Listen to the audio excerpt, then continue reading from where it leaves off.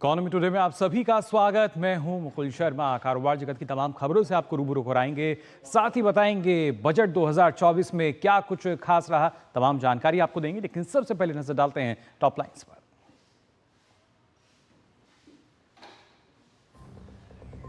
मोदी सरकार 3.0 का पहला बजट पेश। देश के विकास पर खर्च किए जाएंगे 48,31,000 करोड़ रुपए। प्रधानमंत्री नरेंद्र मोदी ने कहा, भारत को दुनिया की तीसरी आर्थिक महाशक्ति बनाने में निभाएगा बड़ी भूमिका। पहली बार नौकरी पाने वाले युवाओं के लिए बजट में बड़ा ऐलान। 5 साल में 4.1 करोड़ युवाओं के लिए 2 लाख करोड़ रुपए की प्रधानमंत्री पैकेज की घोषणा। शिक्षा और स्किलिंग के लिए 1,48,000 करोड़ रुपए का प्रावधान। 500 टॉप कंपनियों में 1 करोड़ युवाओं को मिलेगा इंटर्नशिप का मौका। 4 करोड़ नौकरीपेशा लोगों और पेंशन भोगियों को आयकर में बड़ी राहत। 50,000 रुपए से बढ़ाकर 75,000 रुपए किया गया स्टैंडर्ड डिडक्शन। निवेशकों के सभी वर्गों के लिए एंजल टैक्स समाप्त। और तीसरे कारोबारी दिन बाजार में नजर आई सुस्ती। बजट के दिन शेयर बाजार में दिखा था उतार चढ़ाव।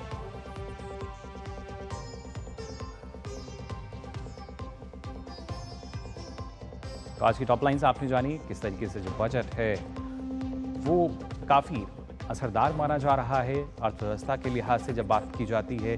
लेकिन आज के दिन के फिलहाल बाजार की अगर बात की जाए, क्या स्थिति नजर आ रही है बाजार में, इस पे भी आइए जल्दी से नजर डालते हैं। सबसे पहले बात करते हैं गिफ्ट निफ्टी को लेकर। क्या है यहाँ स्थिति जो नजर आ रही है फिलहाल? इसमें आप देख सकते हैं 24,387 यानी करीब 83.5 अंकों की जो गिरावट है वो एक देखने को मिली है। और साथ ही अगर बात करें सेंसेक्स की तो 112 अंकों की एक जो गिरावट है वो भी यहाँ देखी जा रही है। कहीं ना कहीं अगर देखा जाए तो सुस्ती ज़रूर बाजार में नज़र आ रही है। सपाट कारोबार जो है वो नज़र आ रहा है शुरुआती तौर पर, लेकिन अब जैसे जैसे दिन आगे बढ़ेगा देखना होगा किस तरीके से सेंसेक्स की स्थिति नज़र आती है। निफ्टी 50 का क्या हाल है, आइए इस पर भी नज़र डालते हैं। निफ्टी 50 में आप देख सकते हैं करीब ये 24,446.20 कारोबार करता नजर आया। और यहाँ भी अब करीब 32 अंकों की जो गिरावट फिलहाल देखने को मिल रही है। लाल निशान के साथ जो कारोबार है वो होता हुआ नजर आ रहा है शुरुआती दौर में। और अब नजर डालते हैं आज के टॉप गेनर्स पे, जहां हरे निशान के साथ कारोबार होता नजर आ रहा है। ITC, HDFC life, BPCL, Titan और विप्रो, जहां पे हरा निशान फिलहाल नजर आ रहा है। और गेनर्स के बाद जल्दी से नजर डालते हैं आज के लॉसर्स पर भी, जहां नुकसान कहाँ हुआ है। देखिए लाल निशान के साथ आप देख सकते हैं Bajaj finance, Tata consume, Britannia, Nestle India और हिंदू यूनिलीवर, जहां पे फिलहाल लाल निशान के साथ अभी कारोबार होता हुआ नजर आ रहा है। और आइए अब बात करते हैं आज के फोकस की।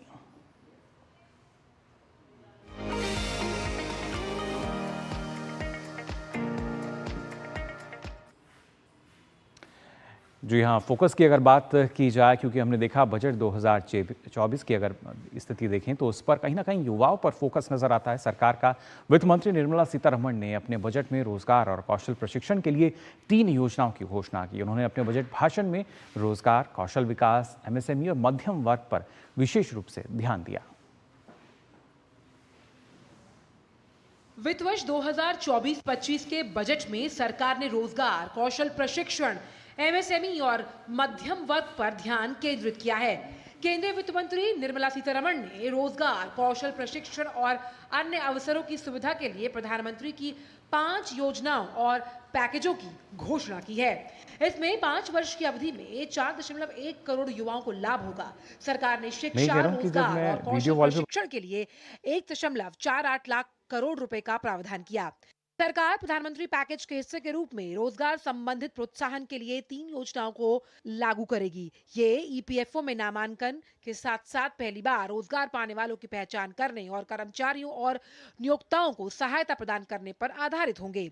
First timers, this scheme will provide 1 month wage to all persons newly entering the workforce in all formal sectors.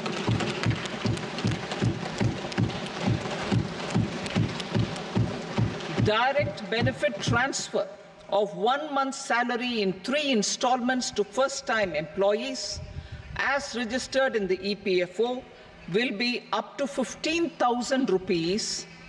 The eligibility limit will be a salary of 1 lakh per month. The scheme is expected to benefit 210 lakh youths. सरकार ने कामगार महिलाओं की भागीदारी को बढ़ाने के लिए महिला हॉस्टल और शिशु गृह में बढ़ोतरी के साथ विशिष्ट कौशल प्रशिक्षण कार्यक्रमों का आयोजन करने और महिला स्वयं सहायता समूह उद्यमियों के लिए बाजार तक पहुंच को बढ़ावा देने के प्रयास करने की घोषणा की है। सरकार ने अगले 5 वर्षों की अवधि में 20 लाख युवाओं को कौशल प्रशिक्षण दिए जाने की भी घोषणा की है। I am happy to announce a new centrally sponsored scheme as the 4th scheme under the Prime Minister's package for skilling and collaboration with state governments and industry. 20 lakh youth will be skilled over a 5-year period. केंद्रीय वित्त मंत्री निर्मला सीतारमण ने model कौशल ऋण योजना को संशोधित करने की भी घोषणा की, जिससे प्रतिवर्ष 25,000 छात्रों को सहायता मिलने की उम्मीद है। सरकार ने बजट में उच्चतर शिक्षा के लिए 10 लाख रुपए ऋण के साथ साथ वित्तीय सहायता की घोषणा की है। इस उद्देश्य के लिए प्रतिवर्ष 1 लाख छात्रों को सीधे तौर पर ऋण राशि के लिए 3% वार्षिक ब्याज छूट के ई वाउचर्स भी दिए जाएंगे। Bureau report, DD news. तो देखा आपने क्या कुछ सौगात जो हैं वो युवाओं को मिली हैं, रोजगार की बात की जाए या कौशल प्रशिक्षण को लेकर। और खासतौर से केंद्रीय वित्त मंत्री निर्मला सीतारमण ने डीडी न्यूज़ से विशेष बातचीत की। उन्होंने बताया कि बजट में 1 करोड़ युवाओं के लिए 500 अग्रणी कंपनियां यानी टॉप कंपनियां जो हैं उनमें किसी भी कंपनी में सरकार द्वारा इंटर्नशिप दिलवाए जाने को एक बड़ी उपलब्धि बताया है। इंटर्नशिप के विषय में मैं गर्व से कहना चाह रही हूँ, 1 करोड़ युवा डायरेक्टली उस इंटर्नशिप से बेनिफिट करेंगे, क्योंकि टॉप 500 कंपनीज के साथ भारत सरकार बात करेगी और उनके CSR के द्वारा वो इसमें जोड़ सकते हैं कि अच्छा ट्रेनर्स भी रखें उनके कंपनी के द्वारा और कंपनी शॉप फ्लोर में इन लोगों को exposure they, hands on learning का इंटर्नशिप दें, 1 साल पूरे इंटर्नशिप दें और उसके बाद अगर ये बाहर आएंगे उनके CV में टॉप 500 कंपनी के एक कंपनी इनको इंटर्नशिप दिया तो इनका वैल्यू बढ़ेगी, जॉब में रेडीनेस बढ़ेगी एम्प्लॉयर को इनको रेन। मोदी सरकार ने रोजगार के लिए जो योजनाएं जिनकी घोषणा की है उसका लाभ कैसे लिया जा सकता है, आइए जानते हैं। मोदी 3.0 सरकार के पहले बजट में मुख्य फोकस 4 श्रेणियों गरीब, महिला, युवा और किसान पर रहा। इन 4 श्रेणियों के माध्यम से सरकार ने ये सुनिश्चित करने का प्रयास किया है कि विकास का लाभ सभी वर्गों तक पहुंचे। बजट में वित्त मंत्री ने युवाओं के लिए कई महत्वपूर्ण घोषणाएं की। इनमें पहली इंटर्नशिप और पहली नौकरी पर सब्सिडी देने से लेकर प्रधानमंत्री मुद्रा योजना के तहत मिलने वाली राशि को 2 गुना करने का ऐलान शामिल है। बजट में पहली बार नौकरी पाने वाले कर्मचारियों को 1 महीने का वेतन देने की घोषणा की गई है। इस योजना के तहत पहली बार नौकरी पाने वाले कर्मचारियों को सरकार 15,000 रुपए देगी। ये रकम सीधे कर्मचारी के खाते में जाएगी। आइए समझते हैं कि ये योजना कैसे लागू की जाएगी। सब्सिडी के रूप में 1 महीने की मजदूरी, वेतन अधिकतम 15,000। योजना सभी क्षेत्र में होगी लागू।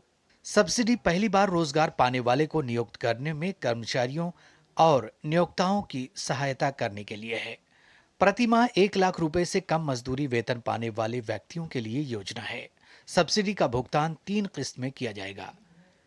कर्मचारी को दूसरी किस्त का दावा करने से पहले ऑनलाइन वित्तीय साक्षरता का अनिवार्य पाठ्यक्रम सीखना होगा।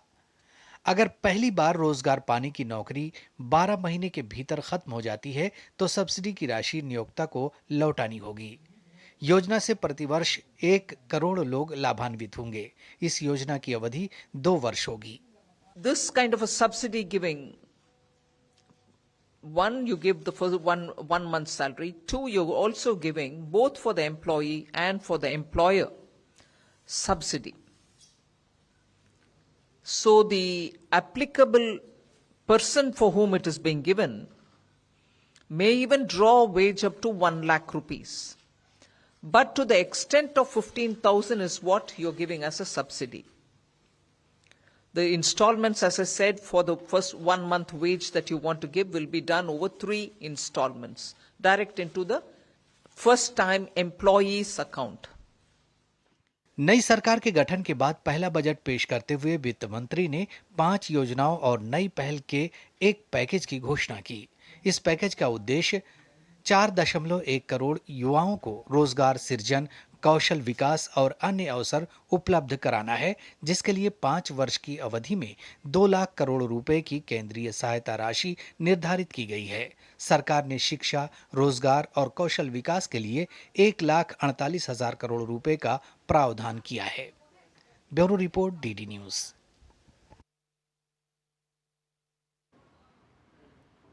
तो जाना आपने किस तरीके से देखिए जो लाभ है वो मिल रहा है, लेकिन खास तौर से आपको यहाँ बताने की अब कोशिश करते हैं कि जो युवा हैं उनके रोजगार को लेकर और कौशल प्रशिक्षण को लेकर किस तरह का फोकस जो है वो किया गया है।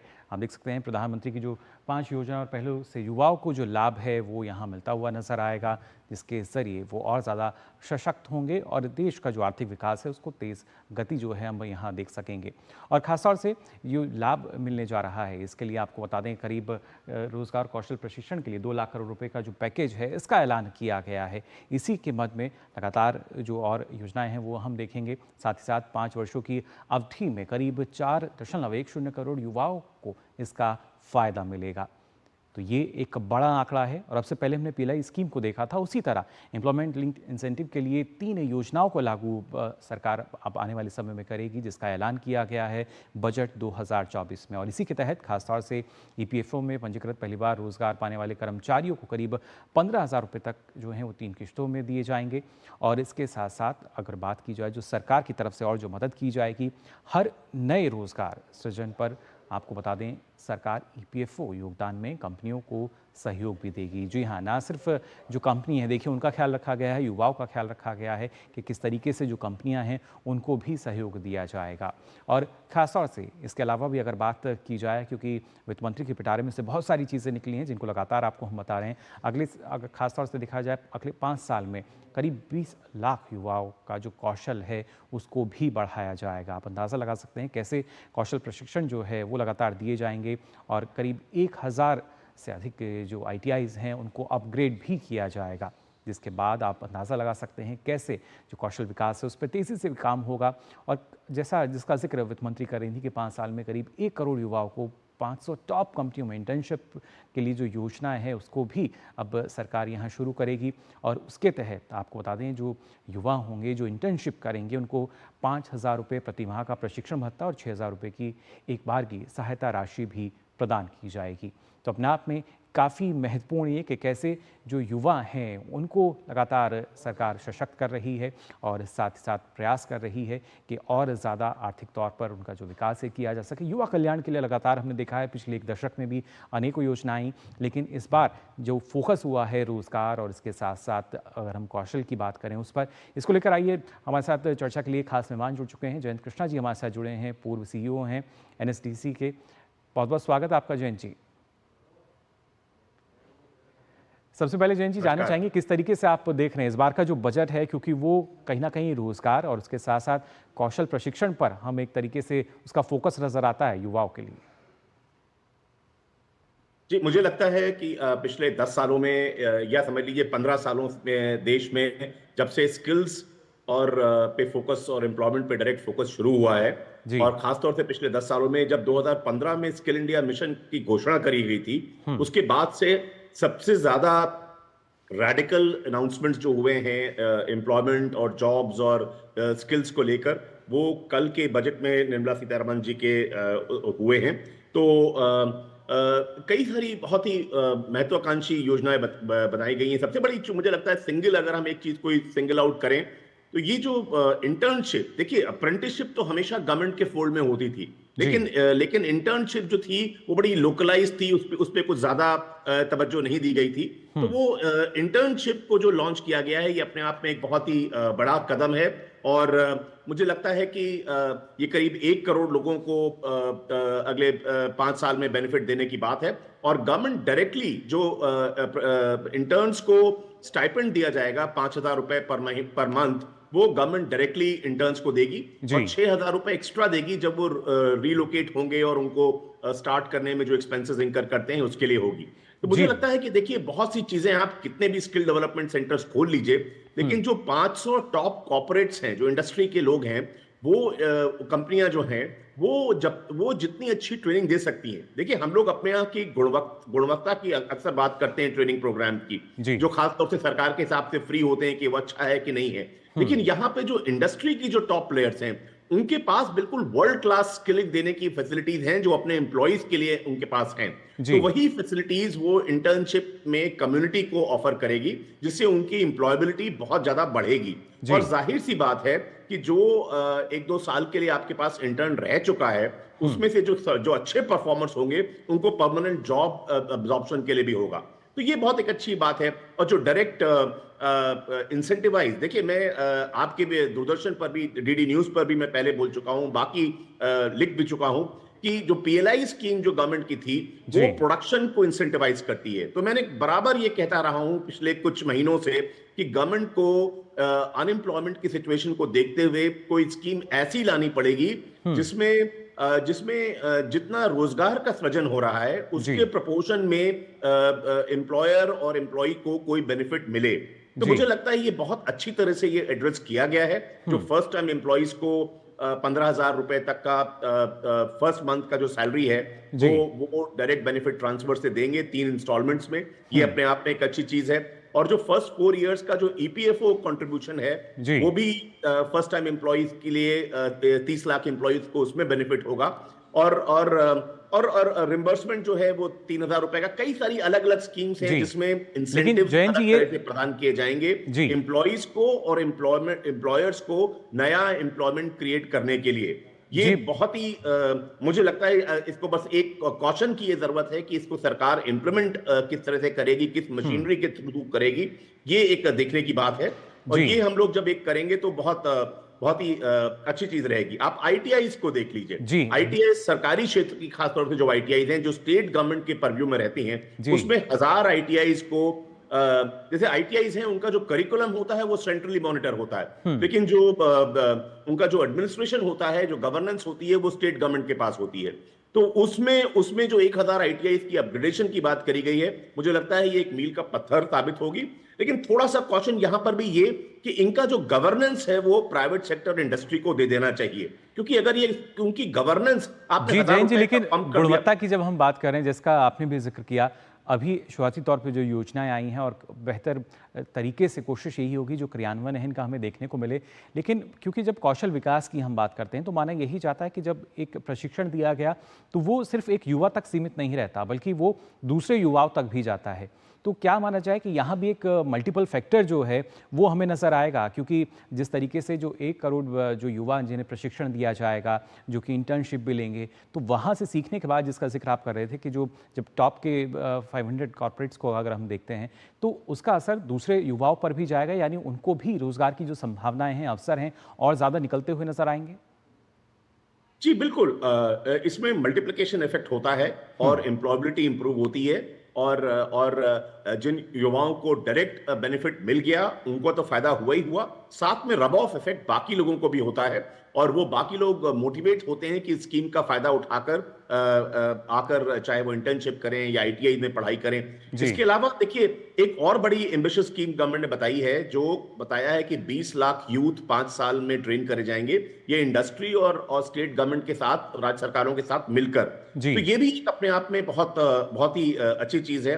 लोन्स की अवेलेबिलिटी, देखिए हायर एजुकेशन के लिए लोन्स तो हमेशा अवेलेबल होते थे, लेकिन स्किल्स के क्षेत्र में लोन्स का टेक्निकली तो यस बैंक्स बोलते थे कि हम देते हैं, लेकिन उनका इतना पेपर वर्क होता था कि वो स्किल्स के लिए लोन्स की अवेलेबिलिटी ऑन ग्राउंड बहुत कम थी, लिमिटेड थी। तो वो 7.5 लाख रुपए का स्किल कोर्स करने के लिए लोन और 10 लाख रुपए का हायर एजुकेशन के लिए लोन, ये और बहुत कम इंटरेस्ट पे, जो मुझे समझ में आया 3% सर्विस पे इंटरेस्ट पे करना पड़ेगा। ये एक अपने आप में बहुत अच्छी शुरुआत है। हर चीज में आप देख लीजिए, मुद्रा लोन में देख लीजिए, मुद्रा लोन जो पहले इसका 10 लाख का लिमिट था और उसका बेनिफिट ले चुके थे और बैंक को लौटा चुके थे, उनके लिए ये स्कीम का लोन का अमाउंट बढ़ा के 20 लाख रुपए कर दिया गया है। तो ये भी यूथ को ही, ज्यादातर मुद्रा लोन जो है वो यंगर लोगों को ही जाते हैं, यानी जो तरुण श्रेणी के अंतर्गत पहले लोन लेते थे मुद्रा लोन में, अब वो 10 लाख से बढ़ाकर 20 लाख उसको किया गया है। लेकिन जयंत जी, क्योंकि जब हम बात कर रहे हैं कि इसका जो मल्टीप्लिकेशन फैक्टर है वो भी हमें नजर आएगा, इसके साथ साथ जब रोजगार के इतने नए अवसर जो हैं उनका सृजन होगा, तो क्या कोशिश एक ये भी है कि आत्मनिर्भरता को इसके जरिए बढ़ावा मिले? जी, आत्मनिर्भरता की जहां तक बात है, अगर आई डोंट नो आपका इशारा जो है वो क्या खुद स्टार्टअप हो बनकर या एंटरप्रेन्योर बन के अगर उसकी तरफ है, तो उसकी तरफ बजट में तो कुछ ऐसा खास अनाउंस, हाँ, अगर आप मुद्रा लोन की बात करिए तो वाकई आत्मनिर्भर बनाता है, बिकॉज वो आप जॉब सीकर नहीं रहते हैं, जॉब गिवर बन जाते हैं। आप छोटा भी यूनिट लगाएंगे लेकिन आप उसमें जॉब्स क्रिएट करेंगे रादर देन आत्मनिर्भर बनेंगे और जॉब्स का सृजन करेंगे रादर देन आप जॉब्स के लिए जॉब मार्केट के दरवाजों पे दस्तक लगाएंगे। तो वो अपने आप में एक है। और अगर आप इसको इस बजट के साथ एक चीज जोड़ लीजिए, न्यू एजुकेशन पॉलिसी में भी कही गई है कि बहुत से रेलेवेंट कोर्सेज में हमें एंटरप्रेन्योरशिप पे भी फोकस देना पड़ेगा एक सब्जेक्ट में, क्योंकि बहुत से ऐसे बच्चे और यूथ होते हैं जिनका रुझान होता है बिजनेस में कुछ करने का, लेकिन उन्हें पता नहीं कि कैसे एप्लीकेशन बनाई जाए, कैसे बैंक से ऋण लिया जाए, कैसे मार्केट किया जाए, कैसे प्रोडक्ट की गुणवत्ता में किया जाए, कैसे प्रोडक्शन मैनेजमेंट सिस्टम को वो करा जाए, क्वालिटी को कैसे इंश्योर किया जाए। तो इन सब चीजों को अगर कैप्सूल फॉर्म में एक एंटरप्रेन्योरशिप के कोर्स में, जिसका एक जिक्र न्यू एजुकेशन पॉलिसी में भी है, अगर उसके साथ और बाकी जो कल बजट के अनाउंसमेंट है उसके साथ किया जाए, तो मुझे लगता है कि और आत्मनिर्भर बन के और वो रोजगार का सृजन करने की दिशा में, चाहे वो एंटरप्रेन्योर हो या स्टार्टअप्स हो, उसमें बहुत फायदा मिलेगा। मुझे लगता है कि ये जो बजट है, इसमें अनाउंसमेंट्स, मुझे लगता है स्किल इंडिया मिशन का जब 2015 में मैं था, उस समय विज्ञान भवन में प्रधानमंत्री जी ने जब उसका लॉन्च किया था, उसके बाद से पिछले 9 सालों में सबसे एम्बिशियस स्कीम है स्किल्स के लिए और एम्प्लॉयमेंट क्रिएशन करने के लिए और रोजगार के लिए डायरेक्ट प्रोत्साहन देने के लिए। ये अपने आप में एक बहुत ही बड़ी चीज है। विमेन के लिए बात करिए कि विमेन स्पेसिफिक स्किल कोर्सेज की बात करी गई है। और खासतौर से जैन जी, अगर देखा जाए, क्योंकि हर एक सेक्टर की बात की जाती थी, पहले मान लिया जाता था अगर एक सेक्टर में ज़्यादा रोजगार की संभावना है उस पर फोकस होता है, लेकिन अब खासतौर से अगर हम देखें कृषि क्षेत्र की बात की जाए या रेलवेज़ की बात की जाए, ये ऐसे तमाम क्षेत्र हैं जहाँ पर लगातार रोजगार सृजन जो है वो होता हुआ नजर आएगा। और इसके लिए प्रशिक्षण जो है वो हम मान सकते हैं कि अब एक नए तरीके से शायद या नई तकनीक के माध्यम से भी जो आने वाले समय में युवाओं को मिलेगा। जी बिल्कुल, अलग अलग क्षेत्रों में वो तो टिपिकल एक जो ओल्ड फैशन अभी भी उनकी रेलेवेंस है, वेल्डर, इलेक्ट्रिशियन, कारपेंटर, इस तरह के जो स्किल्स होते थे, प्लम्बिंग का, वो ऐसा मैं नहीं कह रहा हूं कि उसका इंपॉर्टेंस नहीं है, अभी भी इंपॉर्टेंस है, लेकिन न्यू जनरेशन के जो स्किल्स हैं, जैसे इंडस्ट्री 4.0 के रोबोटिक्स की स्किल्स हैं, आर्टिफिशियल इंटेलिजेंस की स्किल्स हैं, मशीन लर्निंग की स्किल्स हैं, डेटा साइंसेस के लिए है, इंटरनेट ऑफ थिंग्स की बात है, 3D प्रिंटिंग की बात है। इन सब स्किल्स में जैसे हमारा तवज्जो बढ़ता है और मुझे लगता है कि एक आप लार्जर पिक्चर देखिए तो जो पैंडेमिक के बाद से बहुत से ग्लोबल मैन्युफैक्चरिंग चेन्स जो हैं वो अपना इन्वेस्टमेंट चाइना से अलग करके या इंक्रीमेंटल इन्वेस्टमेंट जो है वो चाइना के अलावा अलग मुल्कों में करें, उसमें भारत एक बेहतर विकल्प के तौर पर मान सकते हैं भारत को, जो कि अब लगातार उभरता हुआ नजर आ रहा है। और इस बजट के जरिए हम देख रहे हैं कि और ज़्यादा मजबूती जो है इस नए भारत को मिल रही है। फिलहाल बहुत बहुत शुक्रिया जयंत जी आपका हमारे साथ जुड़ने के लिए। तो जाना आपने किस तरीके से रोज़गार के जो नए अवसर हैं वो अब यहाँ हम कह सकते हैं बढ़ते हुए नज़र आते हैं, क्योंकि सरकार का सीधे तौर पर यही कहना है कि अगर देश को आर्थिक विकास में हमें तेज़ी लानी है तो उसके लिए रोज़गार ज़रूरी, और उस रोज़गार के लिए जो युवा हैं उनको और ज़्यादा हमें सशक्त करना होगा, आर्थिक रूप से उनका विकास करना होगा। तो फिलहाल आज के लिए इकोनॉमी टुडे में बस इतना ही, लेकिन चलते चलते आप देखिए कारोबार जगत से जुड़ी कुछ और खबरें। मुझे दीजिए अनुमति, नमस्कार। त्योहारी सीजन से पहले ड्यूटी में कटौती से सोने के खरीदारों को मिली राहत। बजट में कीमती धातुओं पर आयात शुल्क को आधे से अधिक घटाकर 15% से 6% करने के फैसले के बाद सोना 5,900 रुपए प्रति 10 ग्राम और चांदी 7,600 रुपए प्रति किलोग्राम हुआ सस्ता। इलेक्ट्रॉनिक्स और सूचना प्रौद्योगिकी मंत्रालय के लिए 2024-25 के बजट एलोकेशन में 52% की वृद्धि। 2023-24 का संशोधित अनुमान 14,421 करोड़ 25 लाख रुपए की तुलना में लगभग 21,937 करोड़ रुपए। बजट आवंटन में बढ़ोतरी से भारत में सेमीकंडक्टर्स और डिस्प्ले मैन्युफैक्चरिंग इकोसिस्टम होगा मजबूत। सीमा शुल्क में 5% की कटौती से इंपोर्टेड फोन होंगे सस्ते। बजट में मोबाइल फोन पर बेसिक कस्टम ड्यूटी 20% से घटाकर 15% हुई। गूगल पिक्सल या आईफोन प्रो खरीदने पर 7,000 रुपए और 15,000 रुपए के बीच होगी बचत। प्रस्तावित बजट के बाद लाइफ इंश्योरेंस पॉलिसी से मिलेगा ज्यादा भुगतान। जीवन बीमा पॉलिसी भुगतान पर टीडीएस 5% से घटाकर 2% होगा। अधिनियम की धारा 194 डीए के तहत प्रस्ताव। भारत के स्टार्टअप इकोसिस्टम को बढ़ावा देते हुए सभी वर्ग के निवेशकों के लिए एंजल टैक्स हुआ खत्म। घरेलू और अंतर्राष्ट्रीय स्रोतों से बढ़ेगी स्टार्टअप को फंडिंग। पैन के दुरुपयोग और डुप्लीकेशन को रोकने के लिए बजट में प्रस्ताव। आईटीआर में आधार के बदले आधार नामांकन आईडी नहीं की जाएगी स्वीकार। आधार संख्या आईटीआर में आधार पैन आवेदन के स्थान पर आधार नामांकन आईडी बताने की अनुमति देने वाले प्रावधानों को बंद करने का प्रस्ताव। संशोधन 1 अक्टूबर 2024 से होगा लागू। एनआरआई को लिस्टेड इक्विटीज जैसे एसेट के कैपिटल गेन पर देना होगा ज्यादा टैक्स। 23 जुलाई 2024 को या उसके बाद किए गए ट्रांसफर पर लागू होगी नई कर दरें। निवासी और अनिवासी के टैक्सेशन स्ट्रक्चर में समानता लाने का उद्देश्य।